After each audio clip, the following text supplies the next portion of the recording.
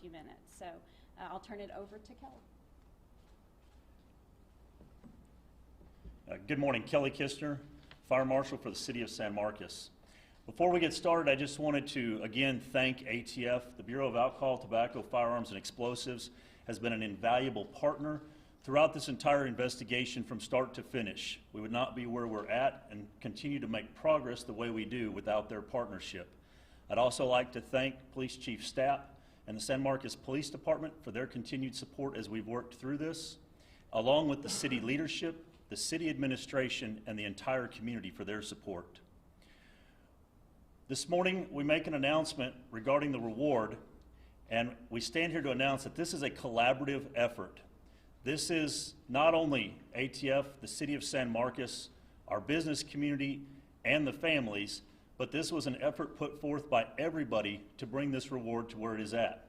And so today, we announce that the reward is at $110,000. $25,000 has been donated by ATF, $25,000 by the City of San Marcos. The Chamber of Commerce and their membership has donated $10,000. The families, including the Frizzell family and the Ortiz family, have donated $10,000 combined, and an anonymous donor from within the business community has donated $40,000.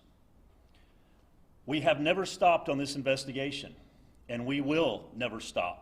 We will continue to find the answers, and that is because we will not forget Haley Frizzell of San Angelo, Drew Estes of San Antonio, Belinda Motes of Big Wells, James Miranda of Mount Pleasant, and we will never forget Zach Sutterfield, who is currently in San Antonio and is making an amazing recovery and is an inspiration to all of us every day. So with Drew, Melinda, Haley, David, James, Zach, and all of the others who were injured, along with their families and this community, we will see this through the end. With the $110,000 reward and the partnership between the city, the business community, and ATF, I now turn it over to Mike Waddell, the ATF ASAC for the San Antonio area. Good morning. Again, my name is Michael Waddell. I'm the Assistant Special Agent charged with the ATF here in the Houston Field Division. And again, just want to say thank you for our opportunity, for our continued relationship with the City of San Marcos and the San Marcos Fire Department as we make our way through this investigation. Our hearts go out to the families. We continue to have you in our thoughts and prayers, and we just say thank you for your patience as we continue on. We're hopeful that with the generosity of individuals, businesses, and different entities of the $110,000, that this would be enough to help, move the investigation forward. And so, again, ATF has a toll-free number that's available to the public where we receive tips that come in 24 hours a day that our investigators and agents then follow up on. And that number is 888-ATF-TIPS, TIPS, or our mobile app on Report It app. And so again, just want to say thank you for the generosity of those individuals that push forward this money to make it available to the public. This money would be available to individuals that provide information that lead to the identification or the arrest of an individual to help move this forward. And again, thank you. I just want to say, that we, at this time, we're one phone call away from having this investigation solved or move forward. We're one tip away from having this go forward or this investigation solved.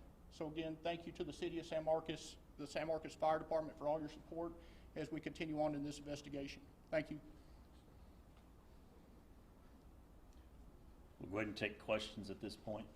Did the original tip generate, or did the original reward generate any tips? The original reward did generate tips, and all of those tips have been worked and followed up on. Did anything of substance come out of them? As far as substance, we're not going to get into any details that go with the investigation, but we will tell you that they've all been worked and they've all been followed up on. Can you tell us if anything has changed with the investigation in the past 8 months since first offering up this reward? If there's been anything new revealed that you can tell us about? There's new things revealed every day. There's new information that we gather every day, every week, and that's that information that we continue to follow up on and continue to work. What are some of the challenges over the last year in this investigation? I think one of the biggest challenges we have to look at is it took us several months before we even knew that this was an incendiary fire. We had testing that had to be done. That took us, it was, I believe, November, when a lot of you were here before, when we made the announcement that this was incendiary. So in terms of looking for a person or persons that may have been responsible for this, we didn't have the answer as to what the origin or the cause of that fire was until November. So that work really started on that criminal side when we all gathered here in November.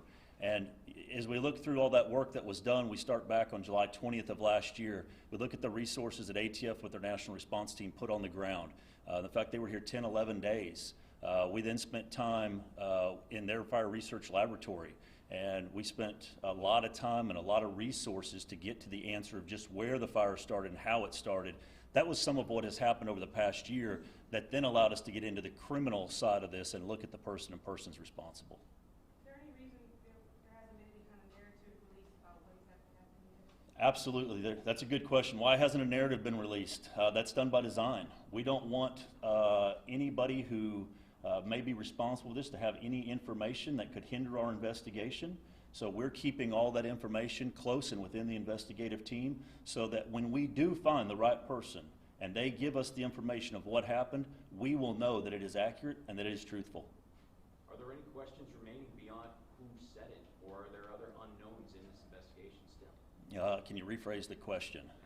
Well, I guess it sounds like you know where it started, how it started. Are there other questions beyond who is it that lit the match or did whatever it is that sparked off this fire? There are always going to be other questions until we bring this to a closure. So we'll continue to work through those questions that we have through the investigative process. Can you talk about why the reward was raised to such a large amount? We can. Mike, go ahead. Yep. Absolutely. Thank you, Peggy. Yeah, and that's a very good question. And so, again, as Marshal Kelly Kistner was saying, is that this investigation really did not start, the criminal investigation did not start until November. And so it's a process in order to get that reward amount. And so again, we just want to say thank you for the families, the businesses, the community of San Marcos that have made this reward possible to be able to offer it to the public. And so we're hopeful that, if there's an individual or individuals out there and they're kind of on the fence with that information, that this might be a big enough push to now bring them forward to make that commitment to work with us, to assist us in this investigation. Did you ask these groups or families to maybe help chip in, or was this completely unsolicited? Much of it was very unsolicited.